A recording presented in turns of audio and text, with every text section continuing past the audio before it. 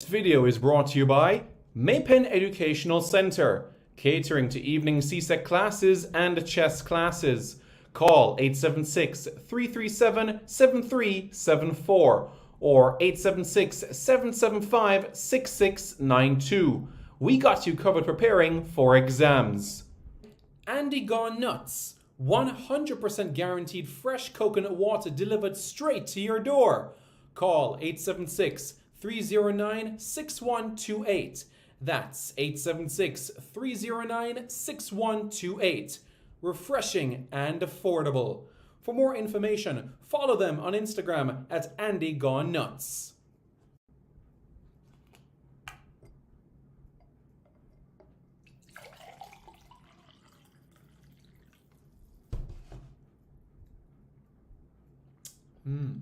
Truly refreshing. And Crumble by Mrs. C. Old English fudge and other delectable sweet treats. Call or WhatsApp 876-586-0471. That's 876-586-0471. This video is also brought to you by BLC Jamaica Security Electronics, specializing in alarm system, video surveillance, camera system or CCTV, barrier system, gate automation, and access control. Call 876-320-7711. That's 876-320-7711 or 876-351-1105. That's 876-351-1105. Hello everyone, I'm Simon Preston and welcome back to Reggae Boyz Commentary. Thank you so much for tuning in to another video on this channel. As you can see, we have a very special guest with us today. It's none other than Lyle Adams, a former professional football player, Jamaican, born and bred. Lyle, how are you? Hope you're doing well. Hi, Simon. I'm well. Yourself? I'm starting to cool down a little bit in New York. I think it's a little cooler than Jamaica right now. So, other than that, looking forward to today's conversation. Absolutely. It's a pleasure to catch up with you after, quite some time, but it's good to hear what's been happening to professionals after they leave the game. And so I'm really, really looking forward to that discussion. So firstly, born in Jamaica, born to Jamaican parents, you grew up in Florida, is that correct? Yeah, I grew up, my childhood spent in Orlando. So, my parents were Jamaican. I was born there. I moved early on in my life. I think I was, 2 when I moved to the States. But until I was 13, I spent every summer in Jamaica with my grandparents, my aunts, my uncles, my cousins were there. So we would alternate trips. My sister, myself, my brother would go down for 6 weeks. And we'd flip back and my cousins would come stateside for a period of time. So very familiar with things. I like to tell people, despite my lack of accent in most situations, I grew up in a very Jamaican dominant household, and my accent will come out when I'm talking to my mother or I'm ordering food. Yeah, I understand. And growing up in Florida, well, it was elementary school or high school, was it only football or you did a bit of experimenting? Until high school was where I somewhat focused on soccer.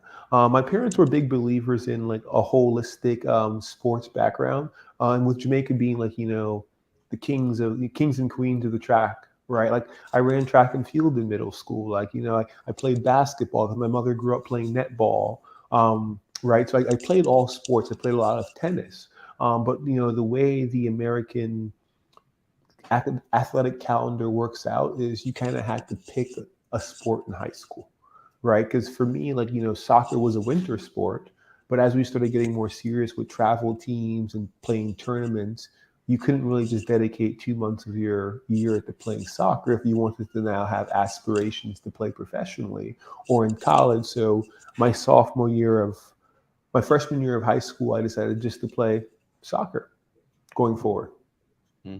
And because of your height, was it always defense that you played or you played all over? No, growing up, actually, I moved to defense my freshman year of high school because that was the only place I could play in coach's eyes. Because we had a couple strong midfielders. But growing up, until I got to high school, I played as a 9 or I played as a winger. I played out wide. So then when I got to high school, my coach was like saying, "Hey, if you want to play, you got to go play defense." And obviously, I wanted to play, so I said, "Sure, I'll play defense." So I played. I played as an outside. Basically, played somewhat of a three in the back in high school. So I was one of the three center backs. So I did that my first 2 years of high school in the States. So 15, 16. We then people graduated, and I played center midfield my um, junior and senior years of high school, so basically 17, 18. I went to Wake Forest to play college, similar story.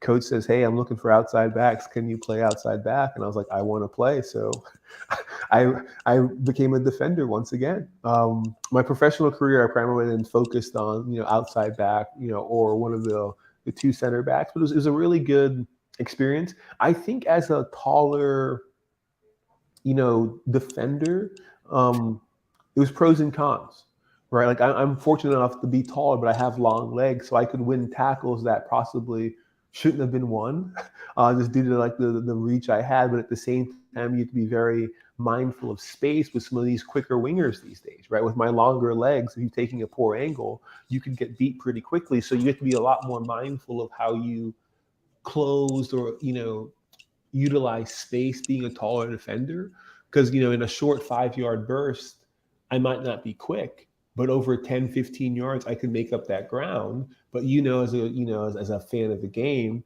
a good defender should never really be sliding, right? Because it means I'm out of position, right? So for me it was an evolution of my career and position. And as I felt towards the I would say becoming a pro, I felt more comfortable being a defender. You had a lot more touch points and variances, but you know, for me, it's always really interesting to now see how the game has evolved from even when I played 10, 12 years ago. Like, I think, I'll pick on Ingrisa from Napoli.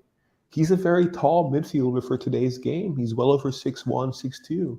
But now you can kind of boss the game with these bodies, whereas 10 years ago, everyone was looking for the next Vieira or the Yaya Toure. Then it became more of the diminutive midfielder, right? The one who could cover a lot of ground, the fleet of foot midfield. But now we're kind of entering that secondary phase of the game again, where it's okay to have a 6'2" midfielder again because they can command the midfield.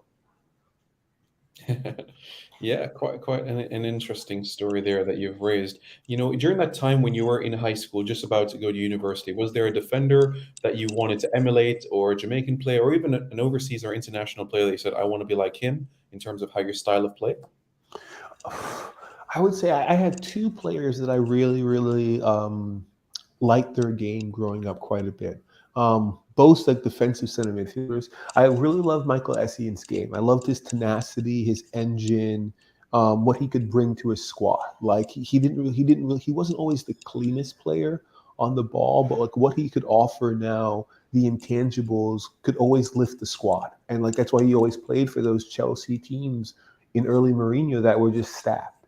And the second player I really, really loved as a child was Xabi Alonso, the Spanish, the Spanish holding midfielder, just due to the fact that he was very complimentary to Essien in terms of he was very clean on the ball. He wasn't a physically imposing player, but you never really said his name, which meant like he was always in the right spot as a holding midfielder. He never did anything wrong because you never said his name, but he was always the first name on the team sheet.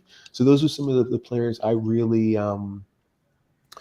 try to emulate my game to from that perspective. I'm guessing now the second part of the game, like following some of the Jamaicans, like I really did like Theodore Whitmore growing up as a child, right? During when the Reggae Boys qualified for '98, Whitmore was more of a taller midfielder as well, and me being taller, him and I shared those characteristics. So like he was someone I somewhat looked up to say, hey, like it's okay to be a taller midfielder because Whitmore can do it, Lyle can do it, if that makes sense.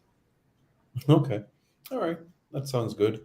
And you spoke briefly about your time at Wake Forest as well. What made that such a great environment? Because every kid, that's like the school they want to go to. Is it the facilities, the coaching staff? Because we've had some Jamaicans as well that has gone through that school and get drafted to MLS straight out of Wake Forest.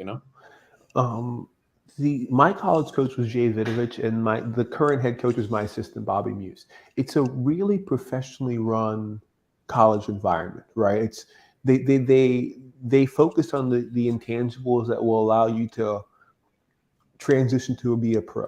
Whether that's now they teach you the tactical aspects of a game. So it's about the physical game, but they teach you a lot about the tactical aspects. So when you now graduate, you can now slot into different systems or styles of play or different coaches because they make you more well-rounded of a player, right? From the tactical X's and O's standpoint.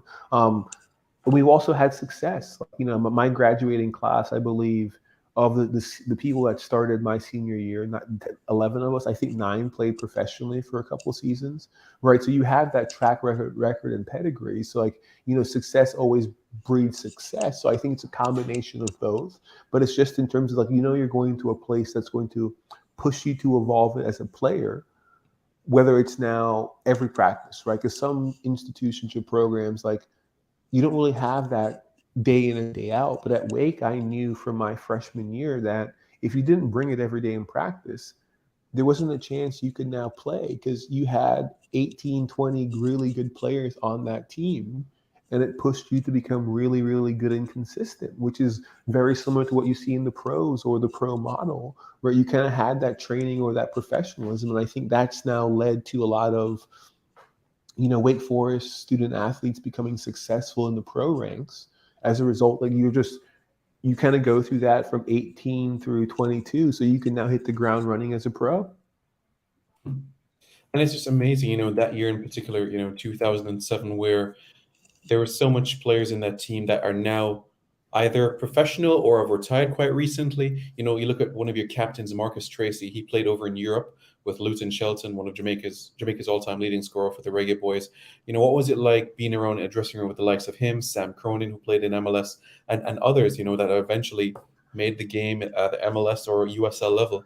I mean, it was great. Practice was competitive. No one really liked losing in practice, so you had a lot of like intense practices. Like I was fortunate enough that Marcus was my roommate. Like, he definitely played at Luton Shelton at Allberg, right? Because I ended up seeing them when they played Man City in Europa League.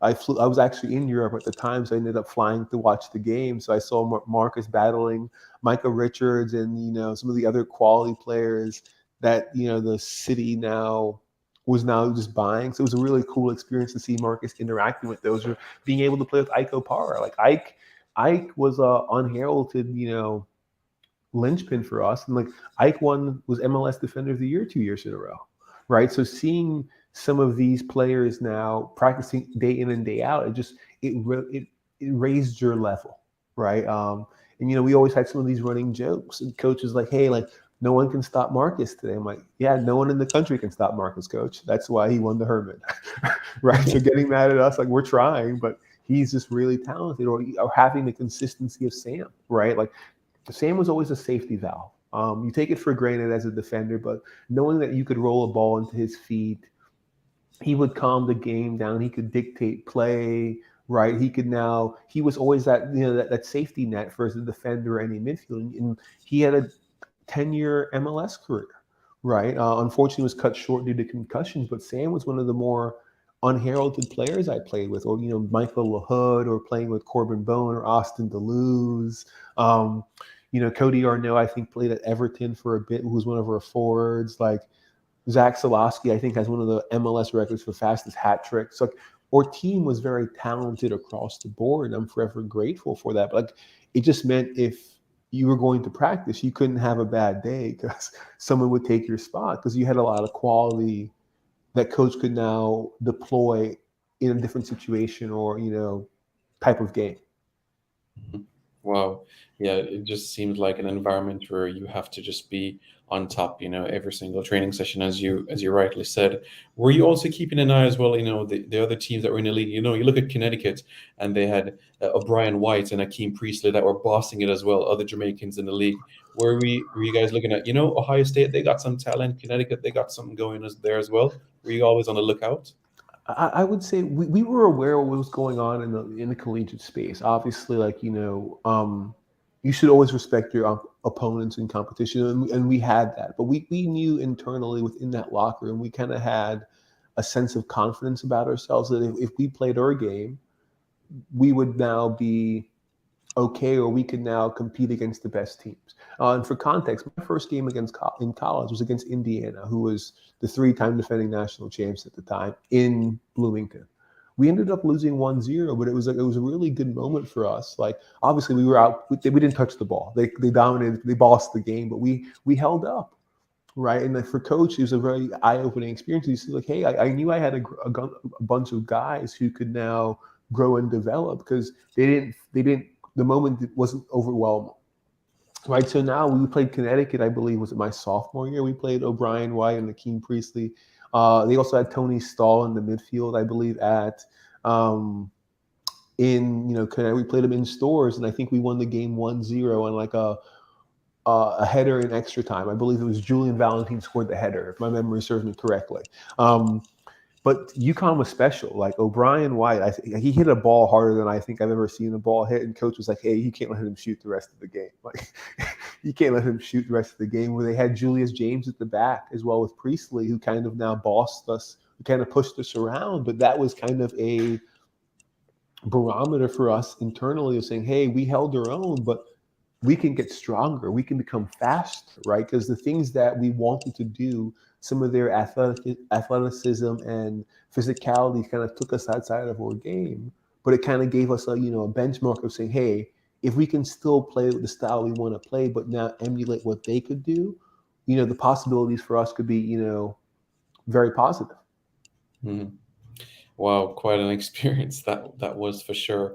And then of course the big day comes in 2009 where persons such as O'Brien, Akeem, Ryan Maxwell, and yourself get drafted for Major League Soccer. There's been differing reports, so I just wanted to know the actual facts. Is it that you decided that you wanted to go to Europe and see what was out there, or was it a different perspective where DC said something different? No, it was my decision. DC was, first of all, DC was, it was a wonderful day, right? Amazing day, like a lot of childhood dreams. Very fortunate for that. It was ultimately my decision. MLS, some of our conversations we were having with people, like I wasn't going to be a first round pick, which I was okay with. I just wanted an opportunity, but MLS as an institution was very different as it is today in terms of salary and opportunity. Or even playing time. So I somewhat viewed if I could now go to a developmental league in Europe or a secondary or tertiary country in terms of playing development, like I could get minutes, and that would really help me now grow and evolve as a player. That hopefully now transition back to the States because MLS didn't really have the developmental teams that they do now, or they have USL2, where it's a lot of MLS academies. You just really had a first team at that time, limited in roster spots. And to be very, if I'm being very honest with myself, I was somewhat of a developmental project for as a pro. Like I needed possibly 6-8 months of the professional game to develop my body, to get used to pace of play, to be successful as a pro. And unfortunately, some clubs at time really didn't really have the resources or structure to facilitate those opportunities to be successful. Whereas like I needed a year of growth. I was 6'3", 180. I was a stick, right? Like these stronger forwards like Scott Seeley and these O'Brien Whites would have kind of bossed me around because I just didn't have the muscle or physicality needed to be successful. So for me, Europe or going on trial with Europe would give me an option to develop that, get some minutes, and hopefully now parlay that into more of a solidified roster spot stateside. Mhm. And that experience that you had in Europe, just being on the continent and seeing the experience, was that an eye-opening one for you? A culture shock, just being on the field, the physicality, all of that I stuff? would say the culture shock, yes. Um, Football experience, it was a mixture of both. In that, like, one, I was forever grateful that I went to Wake where like the pace, the system didn't overwhelm me. Right, it didn't overwhelm me. I could understand tactically how to play in different systems because Coach Jay taught us that at Wake. He's like, hey, for down the man, how's this how we defend? Like, if we want to switch to like a 4-3-3 from a 4-4-2, this is how we now want to get forward. Here's the space, here's the tactics. So like, I had enough soccer knowledge to slot in. What took some time was just the sheer pace of the game, right? Like if you think about college soccer, or at least college soccer then, it's a lot better than it is today than it was then, not everyone was the same level. Us going to Wake, unfortunately, we would have some games that were less competitive than others, right? And some practices were more competitive than games, unfortunately, right? Whereas now, if you go into the professional ranks, you have 30 good players, right? Every practice, every training session is 110 miles an hour. It's now just developing that level of consistency where you can't take a pass off. You can't not track a runner, right? You can't go half into a tackle because the consequences are a lot more drastic at that level. So that was kind of the shock now. Initially going into Europe was just that kind of intensity and bite, right? It was like, hey, I'm going to go into a tackle and practice, but I'm not going to go 110% because I might hurt you. As a professional, everyone's going 110% to tackles because that's just the mentality. So that was the thing. Those are the areas that just took me a while to understand. Okay. And of course, coming back to America and playing for Austin, what was that experience like? New franchise, new team, new environment for you in Texas, compared to the time that you had in Florida and, of course, in Carolina there, and, linking up with a fellow countryman in Kyron Bernard. It was wonderful, to be honest with you. Like, we went through a rough patch as a franchise that year. We started well, then we kind of hit the summer slog, with having a lot of now younger players who hadn't really played professionally in the States. Then when you think about how big the States truly are as a geographic region, right? Like, you can be on a flight for 4 hours and still have a game, right? You never really had those challenges, whether if you're coming from Europe, especially, right, or if you're now playing in the Caribbean, because like everything's a bus ride away. Whereas now you're getting on a flight to go from Austin to Vancouver, which is 6 hours, right? So it was a good first experience, but I would say like my time in Europe really kind of put me in a better place there. And like, having teammates like Kieran was, super helpful because he had kind of, had that professional environment, or some of the older UK players like Eddie, I believe, and Griffin. They were good in terms of helping now usher a younger player along. And you kind of got better because you realize now, hey, the season's no longer 3 months, the season's 9 months, right? So how do you now build your body for 9 months is all things we had to learn. But it's a great experience. Like, I was fortunate enough to have the first goal in franchise history. I'm forever grateful for my time there. Obviously, I wish we could have won more games, just being competitive in nature. But overall, like I said, it was a really good experience. Hmm. And did you have any conversations at all with Kieran, like about Jamaica or the national team? Because he had played for Jamaica at youth level, but you didn't have that privilege, and you certainly were in the frame. So those conversations about Jamaica. We spoke about Jamaica. We talked about how much we miss Jamaican food all the time. And like, if my father, sent us a care package, I'd make sure Kieran would get some chicken, or we'd go see a family friend. Because Hugh Menzies, the former coach of the women's team, he was actually in Austin at the time. He was the high school coach, the girls' high school coach at St. Stephen's Prep School in North Austin, where we trained as the Aztecs. So Hugh and my father are very good friends from childhood in Jamaica, but Hugh also knew Kieran now from the youth team. So he was kind of our, fatherly figure when we needed a meal, we needed a bite, or we needed some advice. We could go see Hugh. And so Kieran and I talked about that. We didn't really discuss now his national team experience. We talked about, like, I think, similar things in common, how to like team build and grow as a unit, because that's the hardest thing now with the new franchise is everything is new, right? The style of play, the club, there's no history, so you kind of have to develop everything from the ground up. So a lot of our, I think a lot of our challenges early on was the result of we didn't really have any background or history with your new teammate who you met now 2 months ago, right? Whereas as the season progressed, you could formulate and create those more meaningful relationships, or have that belief and that trust in the individual. So hence, as the season progressed, we started getting a little better with more results. But those are some of the challenges we kind of faced, and conversations that Kieran and I had were more about like, hey man, we're gonna get some good jerk chicken, brethren, right? Because I love Texas, but Yeah. barbecue is very different than jerk chicken. That's true. That's true. And of course, after that year in 2009, 2010 came around, and a lot of persons got excited about DC being back in the picture, signing a deal. And my concern was what happened in that space of signing the deal, and then 2 months later, where's Lyle?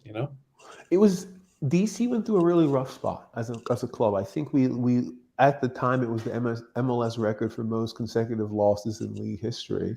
Unfortunately, I was now deemed not really a good fit for the future of the franchise, and they put me on waivers. I wasn't claimed. Um, the franchise was at just a difficult standpoint at that point. It was losing so many games. I believe the head coach was fired, Kurt Alnafro, and they brought in Ben Olsen, who was just an assistant for the first time. And then that was Ben's first job, and he remained there for, I think, 8-9 years after being DC's head coach. But it was just, I think it was unfortunate time, unfortunate places. If I was in another place, in my opinion, that could have helped usher young players along or have a better structure, I might have been successful. If we didn't lose 13 straight games or whatever the figure was, there might have not been a need to now shake up the squad as much now if you had results. But when you were losing, you're looking at ways to get better to kind of shake that funk. And for those who were kind of on the fringes, as I was, it's roster spots were limited, so you had to kind of create space. So, like I said, disappointing in how it went down. But as I've matured or understood more business, I understand why it went down. Right. Like I said, at the end of the day, sports is a business, right? Yeah. So like whether it's now me, my job, or a technical director, someone's job is on the line. And unlike traditional business, more of this job is, as a professional athlete, is predicated on wins and losses or performances, right? You can be great one game and play poorly the next game and not have a job. Again, like that's very unlike the corporate setting. Like, yeah, I can have a bad meeting, but it's very, very rare that someone has a bad meeting and is now walked out the door the next day. Whereas professional sports, it happens a lot. At least it's a lot more evident. You see it in the NFL all the time, right? Like soccer, not so much, but you can go from a starter to sit in the bench and you never get minutes again if you have a poor outcome, which was a hard lesson for me to learn at that age. But I look back at it saying I understand why it was made. As you know, at the time, you're still quite young, 23, 24, and was your mind still on soccer, or you said it's time to look at another direction? Was there an No, I injury went that? on.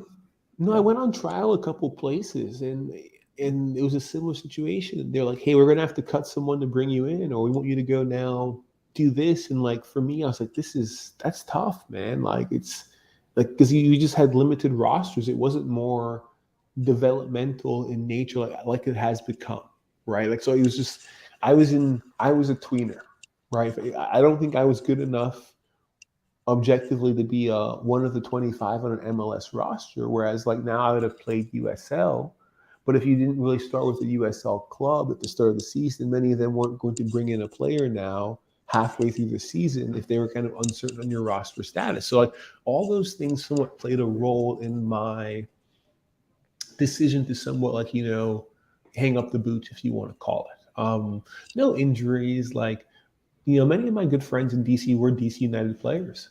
Hmm. Like when Jermaine Taylor was there, like Chris Pontius, Dejan Jakovic, they're all very close friends of mine to this day, right? So it's really cool to have those experiences, but I would just say wrong place at that time. If it was a different environment or a different club, maybe I still play soccer.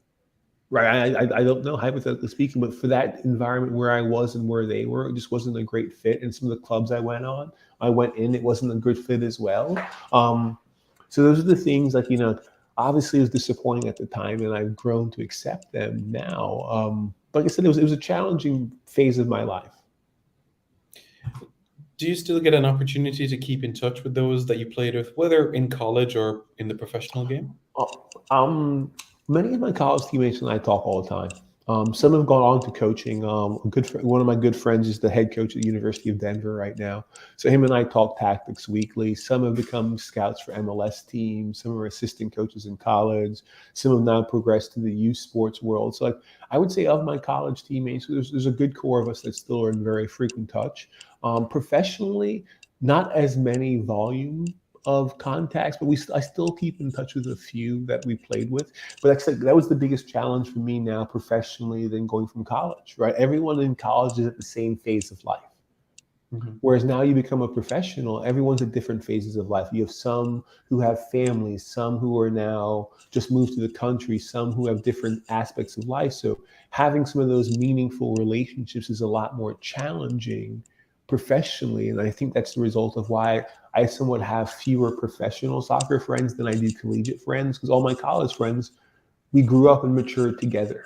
Whereas me becoming a 22-year-old, it's very hard for a 22-year-old to really bond with a 33-year-old who has two kids, a family, lives in the suburbs, right? It's just difficult at that point to have some of those meaning relationships. So I think that's part of the reason why I don't really have as many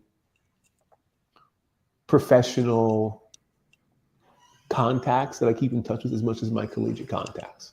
Right. Well, you graduated with a degree in economics. So at what point did you say, time to hang up the boots and let's go into corporate, a new chapter of my life?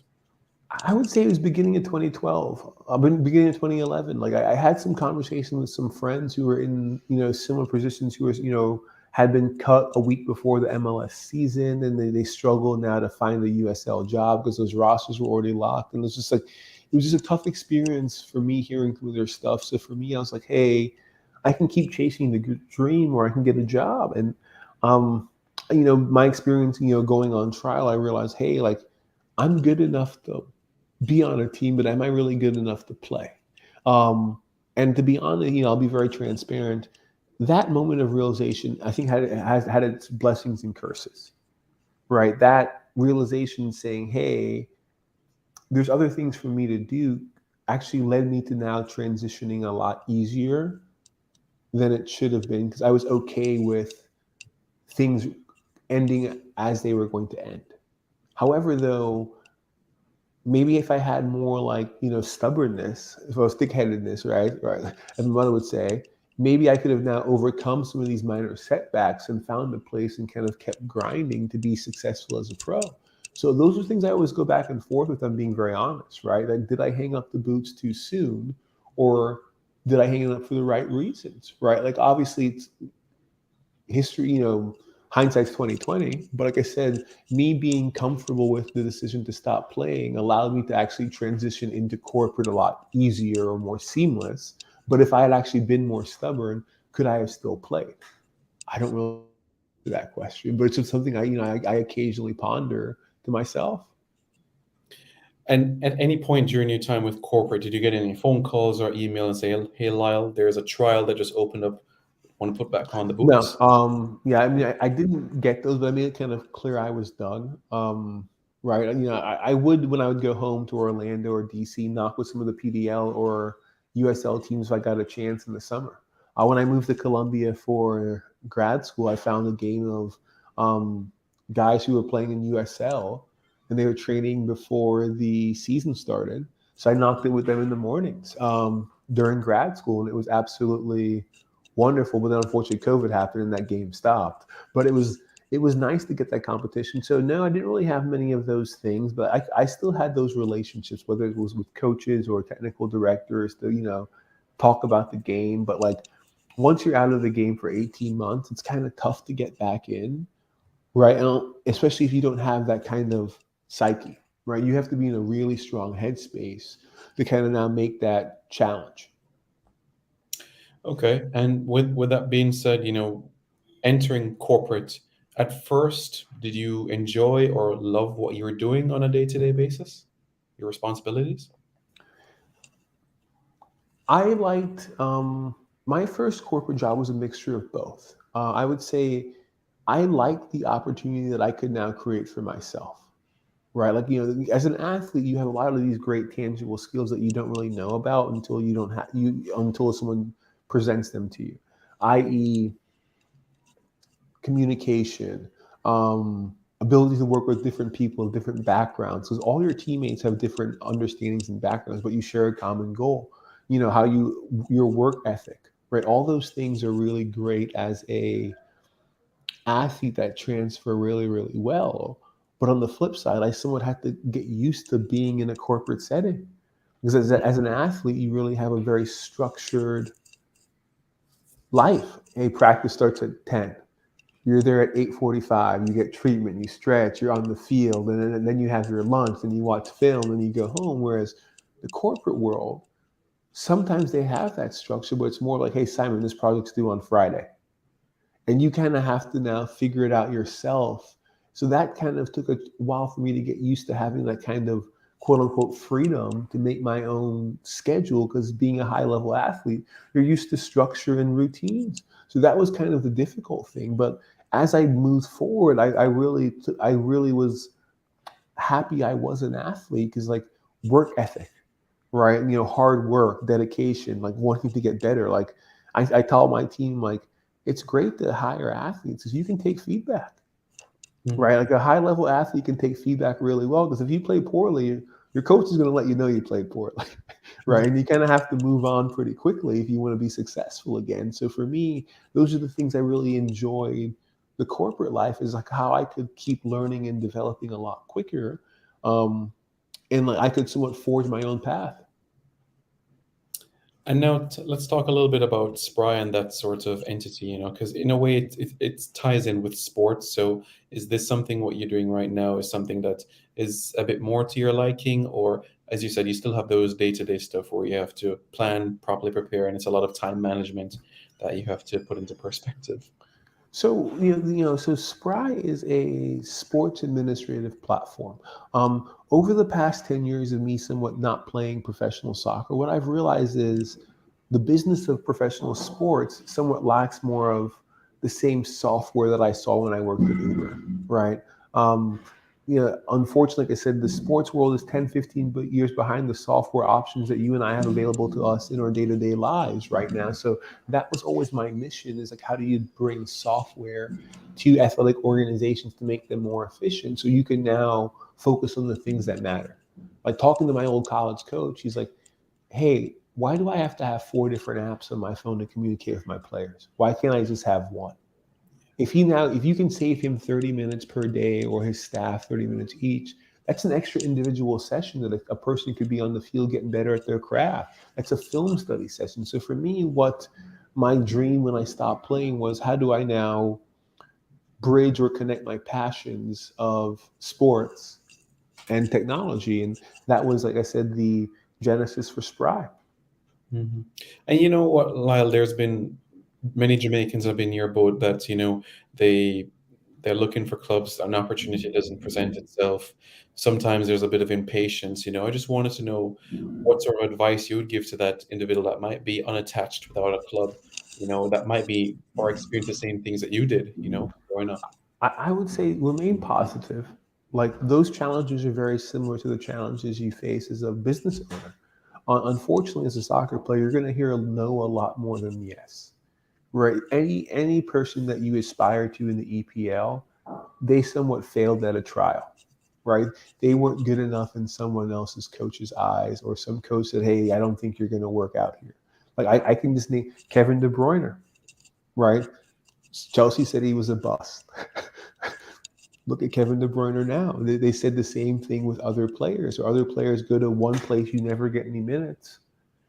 You go to a new place, you're now the first name on the team sheet. So to the players out there who are unaffiliated right now are still like work. I said, like, keep working, right? Like, be honest with yourself, because if you put in the hard work and effort and time and dedication, you will be successful, right? It might take longer than you had hoped, but people now take that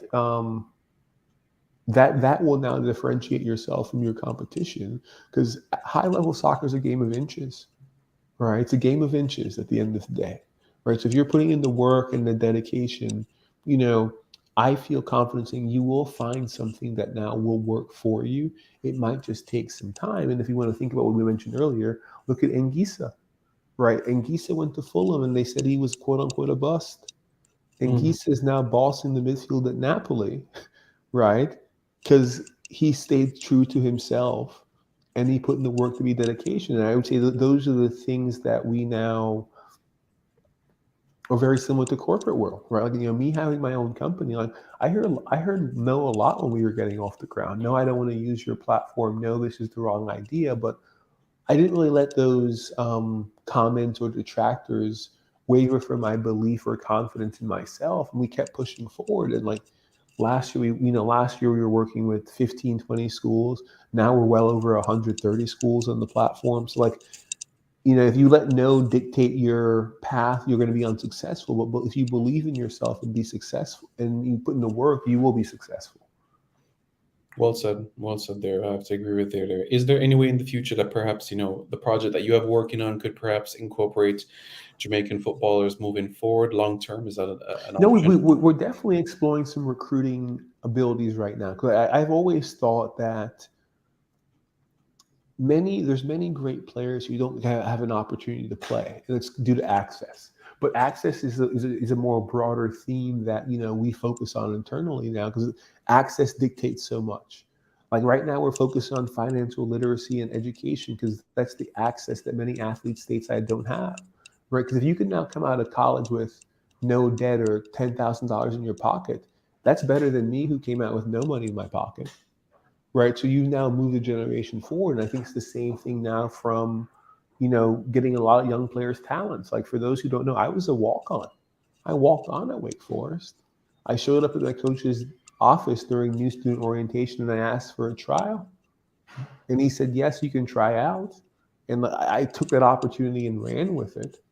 But how do you now help other people who don't really have those connections or play for those clubs to be successful, to get attention of coaches, is something definitely we would like to now help with. Because I think there's tons of great soccer players who never got the chance to play in college. They didn't play for the right club, or they didn't go to the right tournament, right? Or they didn't have anybody vouch for them. So how do you now use technology to get them some visibility? I think is hopefully something we can achieve in the future. And Lyle, do you ever get the opportunity, whether on TV or online, get to watch some of the national team games for Jamaica, the Reggae Boys? Do you I, get the I chance? watch I watched most of, I watched most of the Olympic qualifying round.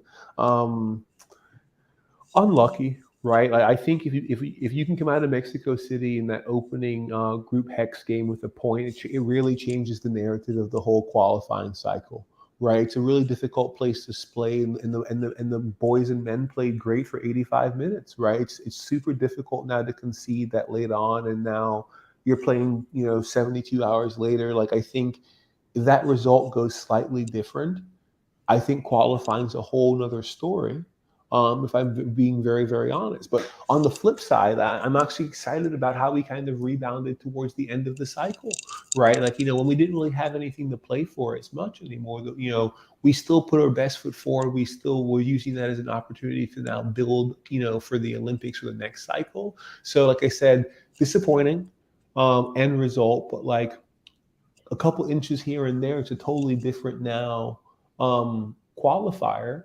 But that's the thing I'm excited about. Like, no longer is CONCACAF a two-dog race, right? It's no longer the States and Mexico. There's a lot of good competition now, week in and week out during the Hex. And, hopefully, knock on wood, we're now singing and dancing now in 2026 at that World Cup with increased numbers. But I'm optimistic that the JFF is entering a very positive phase now, because you have a lot of young footballers who are getting minutes that are being successful, whether that's now the growth of MLS and USL facilitating those, more of the development now, or more of the Europeans taking account that there are really good Jamaican footballers, right? Leon Bailey, for example, now you can buy young and now develop and now help this, or, Mikel Antonio. Like, so there's really some really good players that we have in the pipeline. I think hopefully those are, building blocks for us to use ahead of the next qualifying campaign. As you know, throughout your career, whether in college or professional, you played with Americans, Canadians, Africans, Europeans, and you know more than anyone the importance of that symmetry, that chemistry, that synergy in the squad. So you would say that's something that's going to be important for Jamaica as well. The UK born players, the North Americans, and also the guys on the island as well. No, I think it'd be massive. I think that's one of our biggest challenges. How do you integrate those more regularly? Because you have three different time zones and continents, right? Like, obviously World Cup qualifying is great, but if you now look at the teams that have really good cores, those players are playing together a lot, which is somewhat difficult for some of your European-based players to come in now for a Wednesday, Sunday game, then fly back to Europe to play in like a Europa League match, right? If I'm the club, I'm kind of on the fence about that because like it's a lot of travel on the body, right? But at the same time, if I'm the JFF, I want all of my core players now in some capacity to kind of build that camaraderie, build that culture, right? So when you start bringing in new players, right, bringing in 1 or 2 players per cycle is a lot easier than bringing in 8 or 9, right? So like I think that's something it's a challenge we face, based on location and where the concentration of our players are right now. But hopefully, like we'll figure it out and be successful. But I feel like if Canada can qualify, I am very optimistic because Canada had the same challenges, right? They have players that play in the Canadian League, some play in MLS, and some of them play in Europe. So if Canada can now figure it out with their younger core, I'm very optimistic we can emulate and exceed that. And like I said, 2026, hopefully, we're all celebrating once again at the World Cup. Absolutely. Lyle, thank you very much for your time. I really, really appreciate it. Keep up the great work you're doing. And hopefully, somewhere down the line, that, what you have going on can incorporate more Jamaicans in the system, and we can make the country and football by extension a lot better, for sure. No, thank you so much for having me today, Simon. I really enjoyed it. It was great. Thanks for being on. Really, really, it was good.